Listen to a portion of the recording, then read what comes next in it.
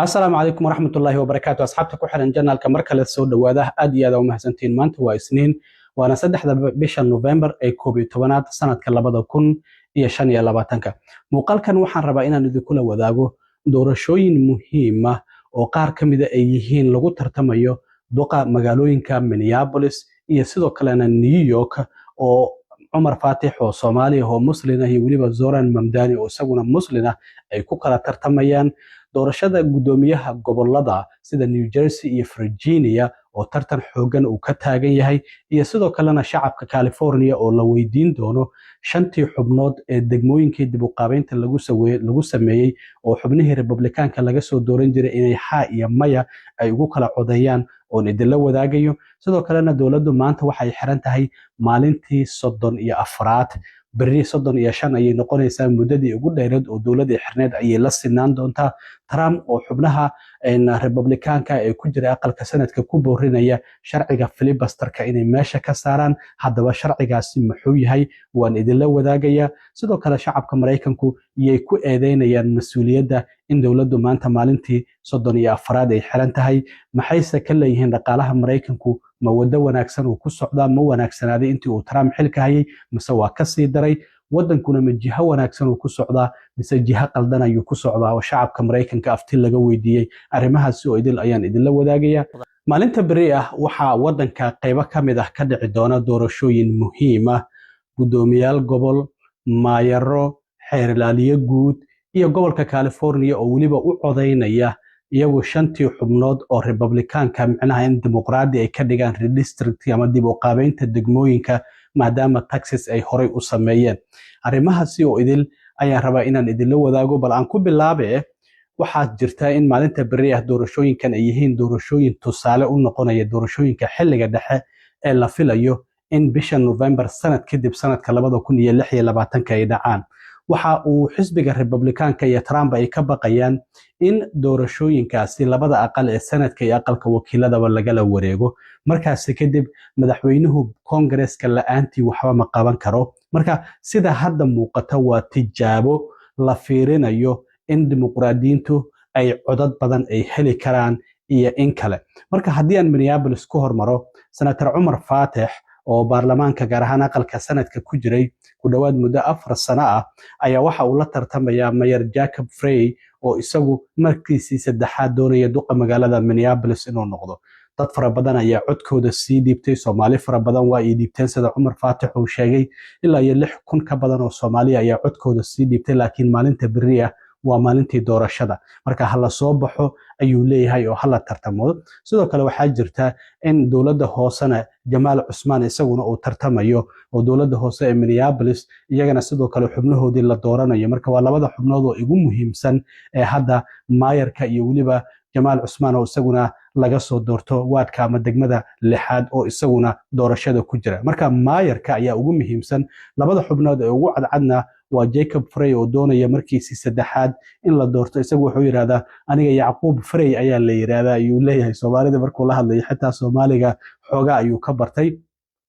marka laba xubnood oo kala jirto oo la tartamaysa laakiin muhiimaddu waxa tartanku u dhaxeeya Umar Fatix iyo waliba Jacob Frey Jas Hampton iyo Dwayne Davis ayaa sidoo kale ku jira marka arintaasi waa arin muhiim ah maalinta bari ah doorashadaasi dhacaysa isla habeen dambaba natiijada waa la ogaan doonaa inuu Umar Fatix guuleystay iyo inuu Jacob Frey oo markiisii saddexaad uu ku guuleysto duqa magaalada Minneapolis haddii uu Umar Fatix uu ku guuleysto waxa uu noqonayaa Soomaaligii ugu horeeyay ama qofkii ugu horeeyay Muslim ah ee magaalada Minneapolis mayor ka noqda marka arintaasina waa arin aad u weyn Ilhaan Umar dadka la ololeynay ayuu ku jirtay bilihii ugu dambeeyay ololihiisa ku dhawaad sanad ayuu waday marka hadda maanta ayaa u dambaysa barina waa maalintii kala baxa oo doorashada ayaa la qabanaya dadku marka waa inay soo baxaan oo codkooda ay dhiibtaan doorasho kale oo si aad ah loo fiirinayo waa tan New York marka Umar Fatix iyo Zoran Mamdani oo labaduba Muslim waxa la leeyahay waa Democratic Socialist iyaga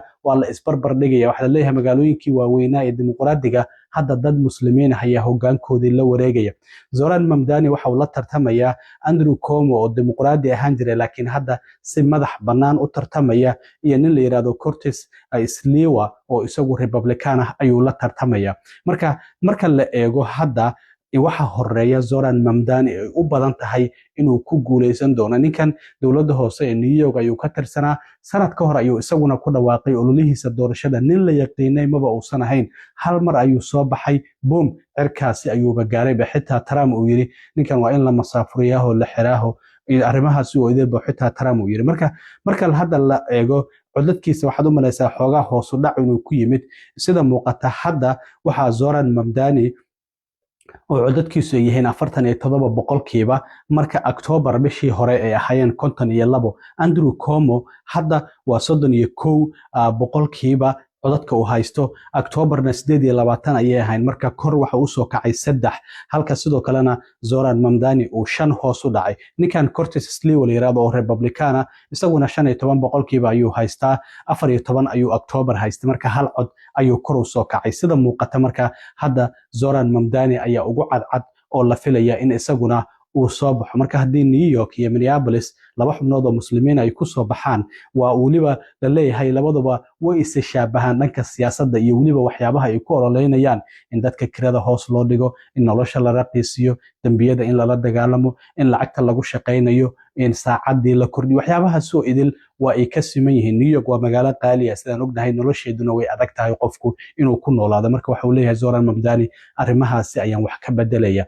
sidoo kale waxaa jirta 2 gobol oo dimuqraadi ah oo gudoomiyaasha gobolada tartan uu ka jiro. labadaasi gobol waa Virginia iyo New Jersey. marka hadda Virginia haddii aan New Jersey ku hormaro, waxaa jira in dimuqraadiyiinta ay u tartamayso haweeney la yiraahdo Mike Sherrill ayaa u tartamaysa, hal cod ayayna ka sareysaa, 50 boqolkiiba ayay haysataa, halka sidoo kalena Jack Trelli oo isagu Republicana, Trumpna taageero ka haysta, 49 boqolkiiba uu haysto. marka Trump bartiisa True Socialka waxa uu saacadihii u dambeeyay uu si aad ugu weerarayay labada xubnood ee dimuqraadiyiinta ah ee ka tartamaya gobolada New Jersey iyo Virginia oo iyagu gudoomiyaha gobolkaasi u tartamaya. sidoo kale haddaan eego Virginia, Abigail Spanberger ayaa dimuqraadiyiinta u tartamaysa, halka sidoo kale haweeney kale oo madow ah oo Republican ah oo la yiraahdo Winsome Earl Sears ay iyaduna la tartamayso oo ay gudoomiyaha gobolka Virginia ay ku tartamayaan. marka Trump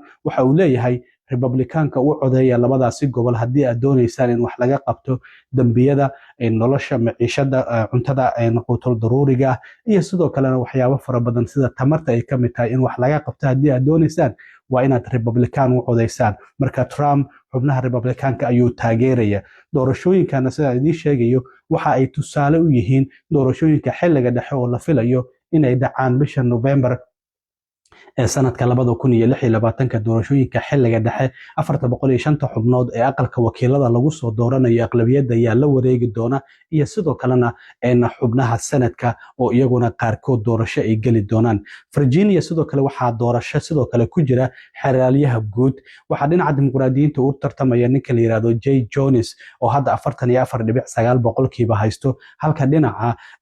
Republicankana uu tartamayo ninka la yiraahdo Jason Morales, ninka la yiraahdo isaguna 47.4 haysta. dhinaca Republicanka ayaa halkaasi hogaaminaya. marka Obama madaxweynihii hore isagu waxa uu u ololeynayay labadaasi gobolba maalmihii la soo dhaafay uu tago Virginia iyo New Jersey, xubnaha dimuqraadiyiinta ayuu u ololeynayay. dhinaca California waxaan ognahay Texas 2 bilood ka hor inay sameeyeen redistricting ama dib u qaabeyn degmooyinka. 5 xubnood oo dimuqraadi ah degmooyin laga soo doonan jiray oo hadda Leaning Democrats ahaa in Leaning Republican ay ka dhigeen, maadaama Trump uu ka baqayo in doorashooyinka xilliga dhexe ee sanadka 2026 labada aqalba lagala wareego. marka waa kuwii baarlamaanka gobolka California sidaasi oo kale ay sameeyeen. marka maalinta berri ah su'aal ayaa shacabka California la weydiin doonaa inay ansaxiyaan in degmooyinkaasi California ay dib u qaabeyn ay ku sameyso oo 5 xubnood oo iyagu Republican ah oo la soo dooran jiray hadda 5taasi degmo dimuqraadi laga soo doorto.